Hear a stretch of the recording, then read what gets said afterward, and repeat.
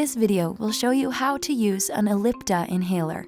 The Ellipta inhaler is a device used to give asthma medications. First, wash your hands.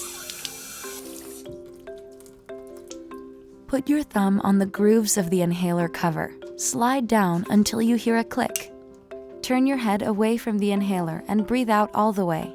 Do not block the air vent with your mouth or your fingers. Put the inhaler in your mouth and close your lips around the mouthpiece. Take a deep breath in.